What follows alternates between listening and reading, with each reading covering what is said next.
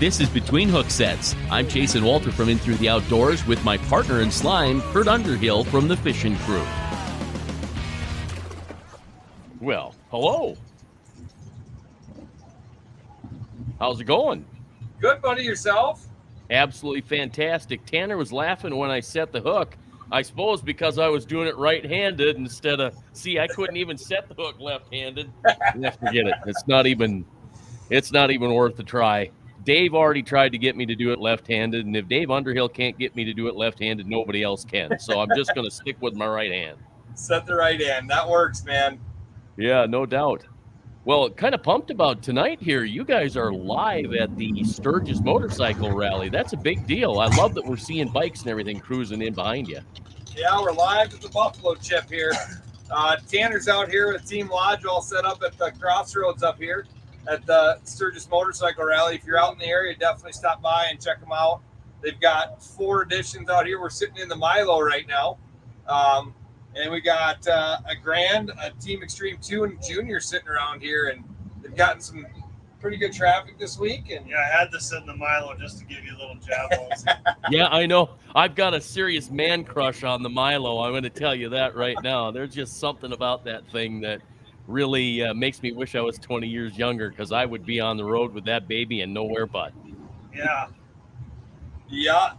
So me and Sherry just pulled in this afternoon, and we got set up at our lodge down by the amphitheater, and we decided to come up here and see Tanner right away. And it's going to be a fun little evening between hook sets, and you never know what's going to be in the background here at the Sturgis Motorcycle Rally. You mean that background? I thought you meant maybe this background. That too. Yeah, well, I always have to fiddle around with a picture or sound effects or something of that nature. But so tell us what it's like out there right now. They had a whole bunch of rain, right? So is it still a muddy mess, or did things kind of dry up? Yeah, it's been a muddy mess out here everywhere. I came back on Sunday night, got back out here. I had a couple guys working through the weekend, been out here since Sunday working. It's been just off and on rain. Yesterday, we thought we were going to get smacked again. They were running around telling us, hey, get all your tents and stuff down, high wind coming, and it never came. So that's good. Everyone says the rally attendance is down. I've never been out here, but this is it's definitely amazing. It's a culture shock, and if you haven't been out here, I'd highly recommend coming out. Oh, put your hand up, right? Put your hand up and block. Oh, never mind. She went. There you go. She went past. She didn't have a top on, but that's all right. It was quick enough. 7-second delay. Yeah. It's gonna be a PG-13 show tonight. Yeah, well, sometimes you have to have those kind of shows. How about the food? Have you been into some of the food there? I haven't really been. The turnout's been amazing, and we carry such a unique product to this demographic of people. But there's a lot of questions to answer all the time. I mean, Kurt was up here for about an hour talking, and it's a constant flow of people. I would say there's always 5 to 15 people in the booth. There's only 2 of us working, so we're more than busy all the time. Yeah, it's this market is so different for Lodge. Probably one of the only vendors out here that their trailer drops all the way to the ground, and you wouldn't believe the people that walk up and see it and can't believe how low it is, and comment on how you can load them without having to go up a hill. Well, here, let me help people. If they've never seen a Milo before, here it is. That thing, it is a sweet little ride. It's an awesome little deal, and it's so rugged, it's ridiculous. Yeah, we've gotten a lot of good feedback. This Milo that we're sitting in is truly fully decked out. I mean, it's got every upgrade we can add to this trailer. A lot of good feedback. This is actually what we're calling our road bike edition. It's got a little insert in the front for the front tire to go into. You can check that out there. The bike can pull all the way in, lock in. There's some tie downs up front. So we're catering to this crowd now. And it's definitely outside of the ice fishing market. That's something we've been really working on over the past year. I've been traveling all over the country, just trying to build the brand. We might not sell trailers every day, but we're getting a following. I think we're creeping up to 8,000 followers on Facebook. And it's growing. I think when we started, we were at 1,500. Well, so it's been a lot of fun, and it's introducing the product to a different person. So somebody that might not have ever seen this, and then there's some guys from the Midwest who are like, "Is that an ice house?" And we go, "Yeah, it is, but it doesn't have poles, right?" So it's been a lot of fun. We enjoy it. We love meeting new people and expanding our product lines. Yeah, I love that you're embracing different sectors of the outdoors. It's so true. You know, when you guys call it a four-season deal, it really makes a lot of sense because there's so many uses. Look at Sturgis. Look at all of the guys that haul motorcycles to Sturgis that now have their own place to stay because they hauled their bike inside their Milo and or one of the team lodge units and we just kind of camped out. It's so simple to do. Yeah, this is a place where we definitely get appreciated for the ruggedness and just the simplicity of the trailers. They're not over the top. They don't have fireplaces. They don't have all the wild and crazy things that maybe some of the big fifth wheels do. But people are coming here. They're looking for a place to rest their head, somewhere to leave their ibuprofen, some water, and then bring their bike safely to and from. So, yeah, it's great. We love meeting, like I said, we love meeting new people, introducing the product to a different demographic of people, and expanding our horizons. We can't just be one dimensional and sit in the ice world. We love the ice world, but we just want to keep expanding and learning different markets. It's been fun. One of my dealers is out here this weekend. He's actually been working with us on some industrial line stuff for the oil field. So just another way for us to diversify. Truly the best trailer build out on the market, we believe. So. Oh yeah, it's got that rugged frame. You know, Dave really built that thing with purpose. And when you look at a Team Lodge tore down, all apart, just the framing, it's amazing how sturdy it is. It's that's the one thing that has carried on through the Team Lodge is that awesome frame. It just doesn't give. Nope. So it's been fun, and we're just going to continue to expand on that. That's awesome. Well, I looked at the all of the different things, the accessories you can put on the Milo. I don't see the Sturgis beer tap. Is that something that's going to come in the future? Or? It's right there. It's outside. See, I want it built in right. I want it built into the front end there, right by the. I'm sure right by the tire you can hole. order that from Tanner and the crew at the lodge. Yeah, give us a call and we'll set you up. If you want a beer tap set up, they'll put it in the trailer for you. The best part is you are nice fish. You don't need a fridge to set your beer outside. Frosty beer coming up. So what's the temperature out there? Has it been in the 80s or nudging 90?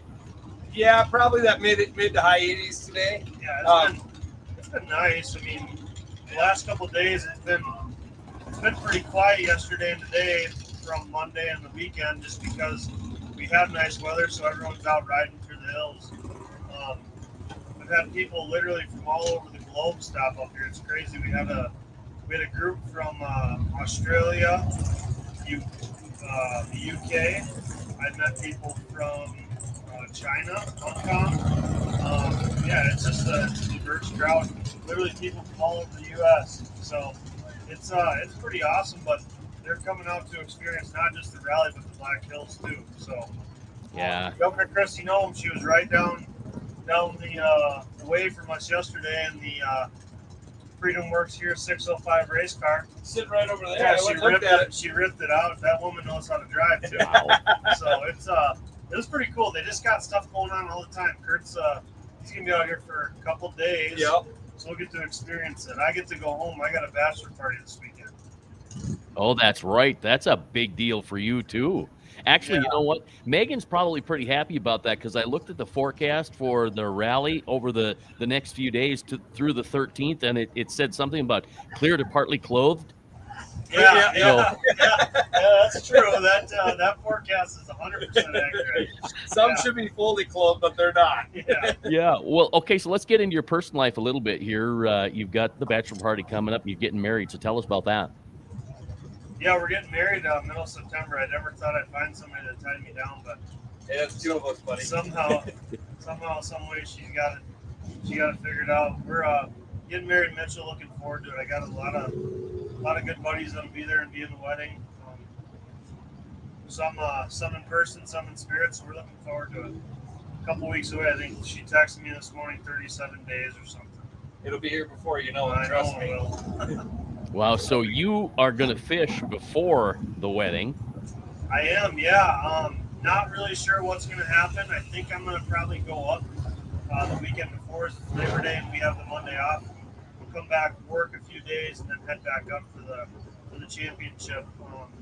I think it's Thursday, Friday, Saturday, but I don't know. Yeah, I honestly think it's Wednesday, Thursday, Friday, because I decided not to go up for weigh-in on day one. I'm coming up Thursday, so that'd be day two, and I want to be there Friday for the championship for the final day. Yeah, so if the standings stay true, and I don't know how they'll do it under the Outdoor Teamworks umbrella now. Cole will fish with Pro in the same spot Angler of the Year, but I should draw Mike Deffenbaugh, which will be fun. Oh, yeah. He's been up there and done very well on Devil's Lake, so still sitting in the top 10, dropped a few spots after Sault Marie, but it was still an experience, and that's a beautiful place to fish. And just, the scenery is amazing. So, well, I don't want to dog your pro or the pros that you fished with on Sault Ste. Marie, but you just didn't have the best draw. It just wasn't. It wasn't your fault. And luckily you went from 3rd to 9th. I thought maybe you'd drop below that 10th spot, but sitting in 9th now, right? Yeah. Just like we talked, it's all luck of the draw, right? I mean, some of the best pros in the walleye industry didn't fare as well as some of the new up and comers. I think it was Dewey's first event that he hasn't cashed a check in, I don't know, probably 8 or 10. It was tough. Some guys were on them. Max Wilson, Isaac Lockett, John Hoyer, those guys were on them. They had it figured out, and then other guys weren't. And I got to fish with Peter Schaefer on day 2. Very, very good guy. He actually won the 2020 event. So okay, everything was looking good, and we were in the right area. I mean, we were fishing right next to Eric McCoy and doing some similar stuff. We got hooked up on a couple fish literally right when we came in the area. 20 minutes, we had that 7.5 pounder, and there was more just roaming. We were hooked up a few times and just couldn't get them to the boat. Those walleyes out there, they are smoky. They come in that crystal clear water and they see that boat, they don't like it. So yeah, that's tough fishing. I don't know that people really realize that gin clear water is very hard to fish, especially for walleye. I don't think bass care that much about it, but it is really tough on walleye, and we're starting to see that back home here because of the doggone zebra mussels. Yeah, it was. I mean, there was places we could see 15 foot down at the bottom. It was amazing. Yeah, it's a beautiful fishery, and the container ships and the barges that move through there. Day one, we were in a fog delay for 2 hours, and you could just barely see this 1,000-foot freighter moving through, literally 100 feet from you. So it's an amazing place. But looking forward to Devil's Lake, and I don't know if we talked after the Gov Cup, but Kurt puts on one heck of a tournament. It was for the amount of chaos that goes on there. It's well run and well organized.